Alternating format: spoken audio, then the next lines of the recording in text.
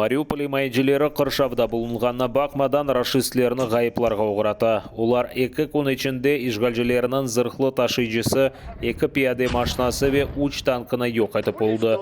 Düşman tanklarından birinde VRF kaydetilgen. Böyle etip işgalciler Ukrayna şimalinde sakinlerini öldürgen техниканы белгілейді. Я вважаю, що таким чином Путін хоче замести сліди та ліквідувати цих ублюдків, які творили страшні звірства з нашими громадянами на північному напрямку. İşgalciler Mariupol'ni zapt etmek için çok askerlerini celp etti. Ular şehrin artilleriya sistemaları, gemiler ve güçlü hava bombalarının hücum etti. Ama Ukrayna maycileri düşmanға karşılık göstermege devam etti. Fakat Rusya Müdafaa Naziri Sergey Shoigu Putin'ge Rus ordusu Mariupol'ni butunlay zapt etti. Tek Azovstal zavodunda binlerce Ukrayna harbiyi bulunganını kaydetti. Tecavüzcü devletinin prezidenti Rus ordusu çok askerini gayip etkenini anlap, Azovstal zapt etilmesinden vazgeçmege çağırıp, yalını zavodni etraf muhitten ayırmaga emir etti. Bir çıbın bile keçip olmasın dedi. Вони не можуть фізично взяти Азовсталь, вони це зрозуміли, вони понесли там величезні втрати. Наші захисники продовжують її утримати, але відмова ще може бути пояснена тим, що вони перекинули частину своїх військ на північніше, для того, щоб підсилити свої сили, які намагаються виконати головне завдання – вийти, політичне завдання, вийти на адміністративний кордон Луганської та Донецької області. Azovstal комбинатында Украина askерlerinden gayrı 1000'ge yakın adi insan buluna. Umumen ise raşistler tarafından yok etilgen şehirde tahminen 100.000 insan kalmakta. Tunevin anlaşmalarga bakmadan yerli sakinler tek 4 avtobusnen tahliye etildi. Все, що ви бачите протягом дня, коли людей не випускають, коли автобуси не їдуть і не відбувається евакуація, це порушення саме Росією, взятих на себе гарантій. І на це треба постійно говорити. Cuma akşamı konu tahliye devam edecek. Ukrayna Prezidenti BFM TV adlı Fransız telekanalının yayınında işgalciler Mariupol binalarının %98'ini yok etkenini bildirdi. Volodymyr Zelenskiy aytganına göre Mariupoldaki vaziyet cenkке degil terrorga benzey. Şehir etrafındaki kırşavını yok etmek için güçlü silah gerek dedi.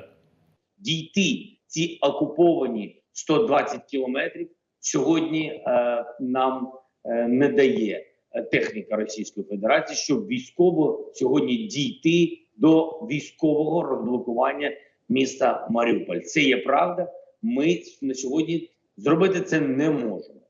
Гуманітарні коридори ми домовляємось і відкриваємо, і деякі люди відтуди виїжджають. Але та кількість тисяч, про які я вам сказав, вона там заблокована, і вони поки що Росія не дає можливості цим людям вийти з цього полону.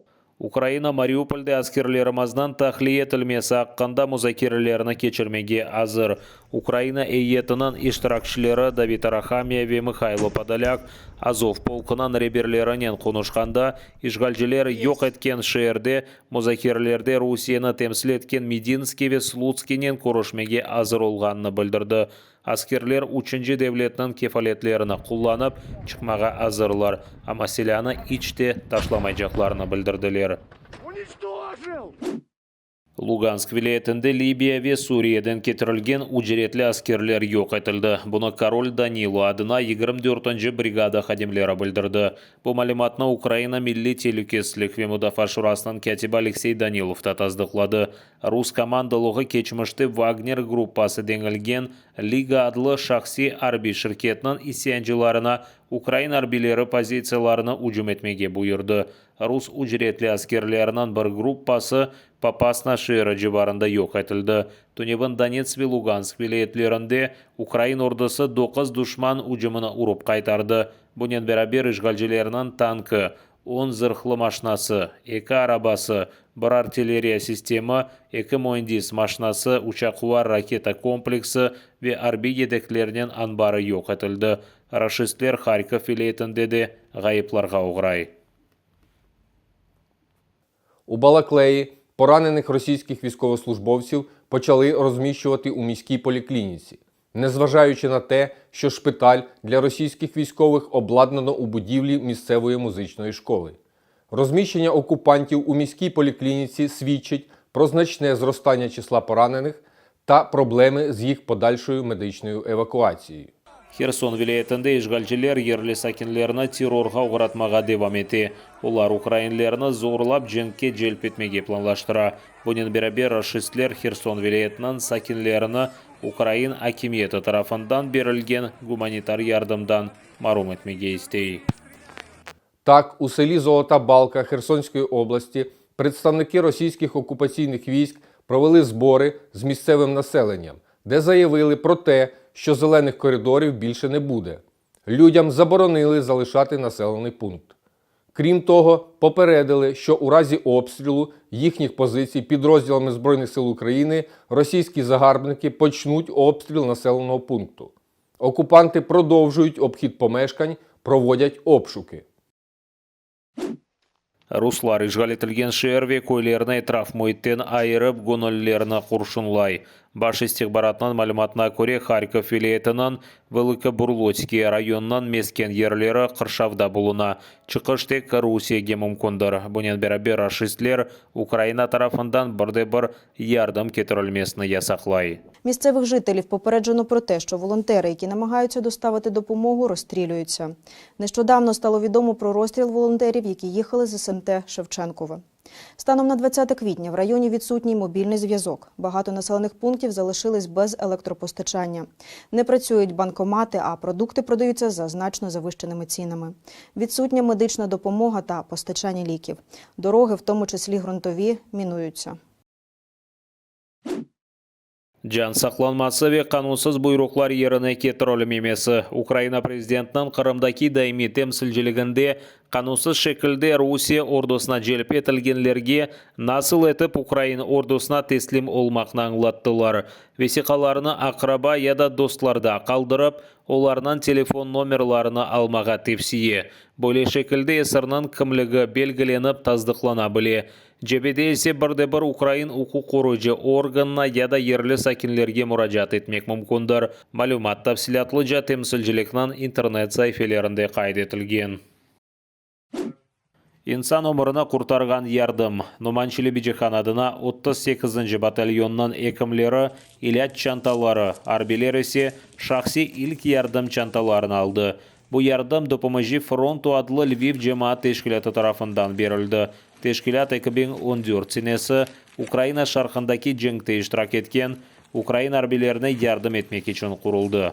Февраль айында Русия Украинаға истиля еткен сон, допомыжи фронту тешкілаты Украин ордусына умумен 25 миллион гривна фияты олған ярдым берді. Қырым-татар гоноллерінің батальоны да тешкілаттан ярдым сорап, оны бірден алды. Шымды Нуманчили Биджиханадына батальонның аскерлері Украина инфраструктурасынан мұйым об'єктлеріні імає еті. По-перше, турнікети – це перша необхідність, вона повинна бути у кожної людини. Краще, якщо вона буде не одна, а 2, 3 чи 4 на кожну кінцівку.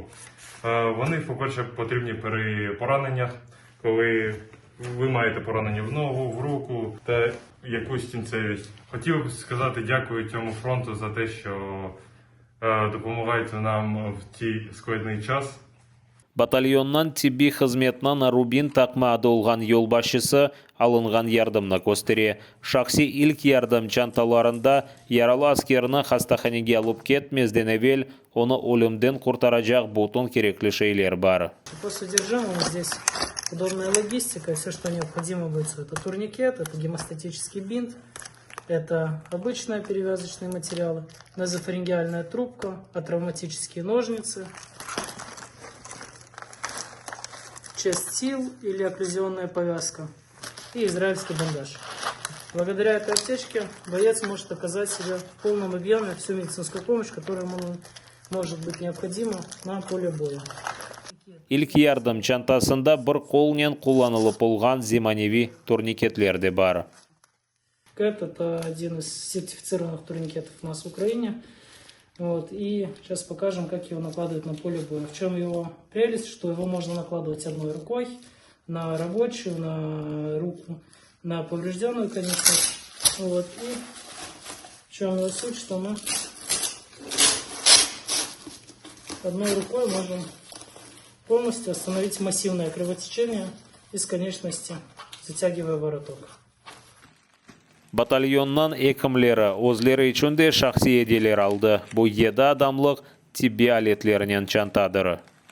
То есть, если у нас есть ранения, при которых пострадавший, раненый, живой, вот, в принципе, используя все, что есть в этом рюкзаке, можно сохранить ему жизнь до последующей эвакуации. По дыхательным путям это Airways. У нас есть мешок амбу, у нас есть орофарингеальные, назофарингеальные трубки. Я сейчас их не покажу, потому что они здесь в наборе глубоко. Вот, есть все системы для восстановления дыхательных путей при повреждениях лица и лицевого скелета.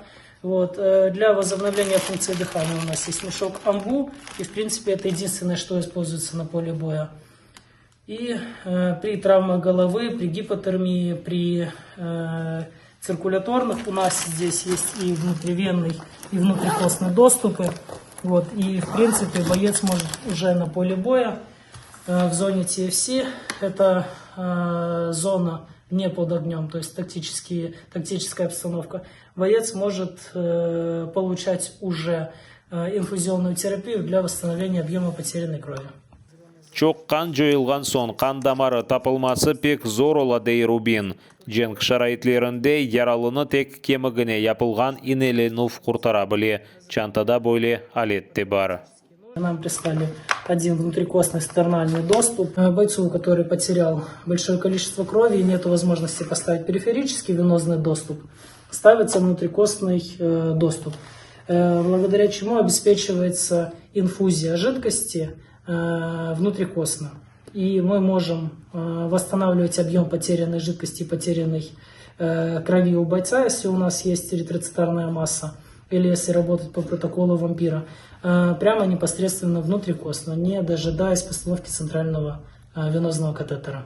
Рубин қайдеткенне көре Номанчили Биджихан адына батальон аскерлері алған тибби комплектлер НАТО стандартларына уйғындар.